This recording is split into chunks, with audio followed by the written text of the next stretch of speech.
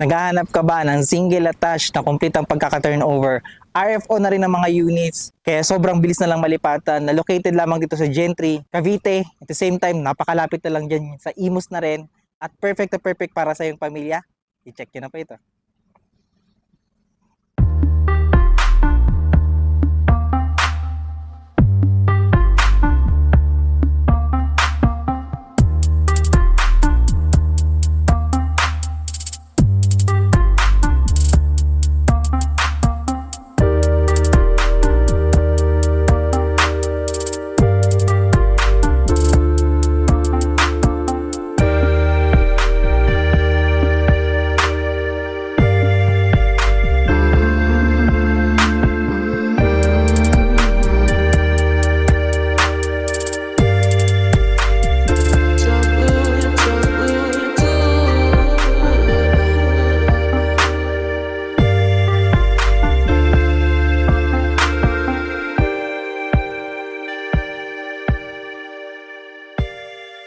Good day po mga ka-Your Homes. Nandito po tayo ngayon sa Pasong Camacho, Lidos, General Trias, Cavite. And for today's house tour po, i-feature po natin ang project po ni Masaito Homes, Silanelo Heights.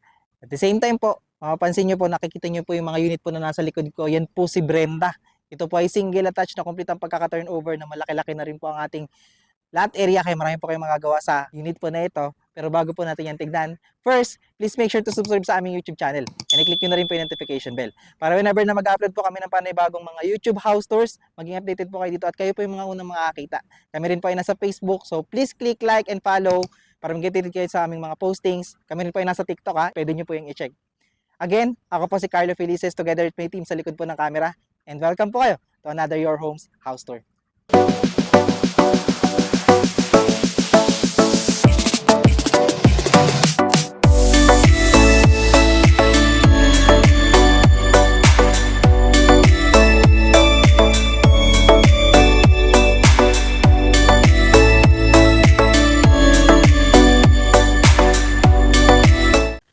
Ang project po natin na Silanelo Heights ay located po again sa Pasong Camacho, Lidos, General Trias, Cavite. At paglabas po natin dyan sa highway, malapit na lamang po yan sa mga establishments na kailangan natin sa pang-araw-araw. Pagpupunta po kayo dun sa pakanan po natin, meron na po yung district, Paimus na rin po yan, at Aguinaldo Highway. So ngayon po, small community lang po ang ating Lanelo Heights, kaya po mapapansin nyo, napakaaliwalas lamang po ng lugar at napakaaliwalas din ang community po natin. Nandiyan din po yung ating mga amenities, kompleto rin po yan. So ngayon, ipipicture po natin again yung ating model unit po ni si Brenda. Si Brenda po natin, mayroon pong floor area na 60 square meter at lot area naman po na 77 square meter, kaya napakalaki po nito. Ito po siya. Meron po itong complete turnover, single attached na rin po ito. Meron tayong 2 bedroom po. Meron tayong 1 toilet and bath. May living area, may dining area, may kitchen area, may service area po tayo sa likod. At kung mapapansin nyo po, meron tayong parking space. So ano pang hinihintay natin? Tignan po natin ang unit. So dito po, kung mapapansin nyo po, tayo po ay single attached. Kaya meron po tayong firewall po dito po sa isang side po ng ating bahay. Kung mapapansin nyo po, kung ano po yung makikita natin ngayon, ganoon na po ang pagkaka-turnover. So limit na lang po or maliit na lang po yung mga gagawin po natin, pwede na pong lipatan yung anyong unit. So kung makapansin nyo po, naglagay po sila ng onting space po dito sa harapan. Pwede nyo po itong paglagyan ng landscape. So kayo na po, bahala po sa idea na pwede nyo gawin, or pwede nyo po yung ipa-extend para mas ma-maximize nyo po yung inyong space. So dito naman po sa side po na to, dito po yung ating parking space. Kahit kayo po ay merong malaking sasakyan, kasyang-kasya po yun dito. Dito po, may access din tayo papunta po sa likod. Mamaya, tignan po natin yan. Galing po dun sa loob, meron po kasing access dun para sa service area. And at the same time po, ito na po ang pagkakadesign ng ating bahay. Napaka-modern na po ng pagkakakulay at saka pagkakadesign ng ating bahay. May balcony na rin po tayo dyan. And at the same time po, dahil tayo po ay single attached, halos lahat po ng side po ng ating bahay, meron pong bintana, kaya maganda po yung pagpasok ng liwanag at saka ng hangin. So tara, pasokin pa natin ang loob. So ayan, pagkapasok po natin, hardwood na rin po ang ating pintuan, kaya matibay na matibay po yan. And at the same time po, bubungad po sa atin yung sinasabi ko po sa inyo kanina na complete turnover. So nakatalis na po tayo, fully painted ang ating ceiling, yung mga walls, may partition po tayo sa second floor. Yung CR po natin, nakatalis na rin po yan yung lavatory. So technically, parang lilipatan nyo na lang at kung gusto niyo pong pagandahin, counting renovation na lang po ang inyong gagawin. So dito po, ito po ang ating space for the living area. Napakalaki po ng ating space. And as you can see po, pwede po kayo maglagay po ng TV dito. Pwede dyan po yung sofa, vice versa. And dito po yung ating space naman for the dining area. Pwede po kayo maglagay po dito ng 6-seater na table, 4-seater na table. Nasa inyo po yun, pero okay na okay po ang ating space. And as you can see po sa ilalim ng hagdanan natin, naglagay sila ng storage area. Yan naman po yung kagandahan po ng unit po na ito. So, hindi ganito ipagagawa. Kasama na po yung sa turnover po natin. Dito po sa side po na ito, nandito naman po ang ating kitchen. And as you can see po sa ating kitchen, ganito na po ang pagkaka-turnover. Nakatalis na po yan. Ito po yung ating kitchen countertop. At stainless na rin po yung ating sink. And po kasama na po yung sa turnover. May cabinet po tayo dito. And meron po tayong bintana po dito sa side po na to. So, ganda po maghugas ng pinggan. Meron pong natural light. Dito po sa katabi niya yung ating toilet and bath. And as you can see po dito sa ating toilet and bath, complete na rin po ang pagkaka-turnover. Naka-tiles, kompleto po ang fixtures natin, fully painted ang mga walls. And kung mapapansin nyo po, and meron tayong ventilation po dito. So, plastic PVC door na rin po ang ating pintuan, hindi madaling masira kapag nababasa. And katabi po ng ating, dito po sa ating kitchen area, yung ating access, ito po yung sinasabi ko kanina, sa ating pwedeng gawin na service area. So, dito po meron po tayong 2 meters na setback. So, ayun po yung pwede nyo gawin. Kung gusto nyo po itong ipa-extend, ipatibag nyo pa po yung side na yan, pwede po yan. So, dito po, may semento na rin po ito sa turnover po natin, initial po yan. And as you can see po, ganito po yung mga magagawa nyo sa inyong spaces po dito. So, nakita po natin yung ating ground floor, akitin po natin yung second floor. Pero bago po natin ito akitin, ito na rin po yung pagkaka-turnover natin ng ating hagdan. Sementado na po yan, kung mapansin nyo, kaya matibay. And at the same time po, nakabinil na po yan at may mga goma po sila dito. Para po may initial time protection, hindi po rin madudulas sa pag-akit po natin ng hagdan. Ito na rin po yung ating handrail.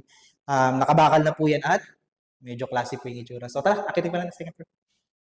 So mapapansin po natin, tamang-tama po ang ating laki ng ating mga hagdanan. So hindi mahirap mag-akit ng gamit. At gusto ko lang po emphasize, meron tayong fixed na bintana po dito para meron tayong natural light dito po sa pag-akit po natin ng hagdan. So, ganda po. And then, dito po, sa second floor, makapansin nyo po yung ating mga sahig po. May vinyl na po yung nakasama sa turnover natin. Ganyan na ganyan po yan. So, ngayon, tignan po natin yung kanilang first bedroom. Dito po, makapansin nyo, this is their first bedroom. And as you can see, dahil tayo ay single attached, may bintana dito na malaki. May bintana rin po tayo dito sa side po na to. So, again, naka-vinyl. Fully painted ang walls at ceiling po natin. As you can see, at marami po kayong magagawa sa space na to. Medyo malaki po yung ating kwarto po dito. So, this is the first bedroom. And then dito naman po yung ating second bedroom. So, as you can see po dito sa second bedroom po natin, ito na po yung pagkaka-turnover. Nakabinil pa rin po. Meron po tayo dyang ceiling. Fully painted din po ang mga walls. Kitang-kita po yung mga bintana. Ang lalaki po niyan. Meron po tayong balcony. Mamaya, tignan po natin yan. Pero, nandito po yung ating second toilet and bath. So, ganun po yung toilet and bath nila katulad po dun sa ground floor natin. So, meron siyang specific para po kayo ito kasi sa master's bedroom po natin. So, ngayon, dito po yung access natin para sa ating balcony. Ang sarap po ng simoy ng hangin. So, ngayon, nakita po natin yung ating actual turnover ng ating unit po na ito. Pag-usapan po natin ang presyo. So, magkano nga ba ang presyo ng ating model unit na si Brenda dito po sa Lanelo Heights? Sa ating unit po na meron typical lot area na 77 square meter at floor area na 60 square meter. Meron po tayong total contract price po dito na 4,618,920 pesos. Meron po tayong monthly down payment po dito for 18 months po yan na 37,379 pesos. Meron po tayong monthly amortization po dito na 32,839 pesos. At meron po tayong required income naman po dito na 109,464 pesos. Ang ating reservations fee po dito ay 20,000 lamang po.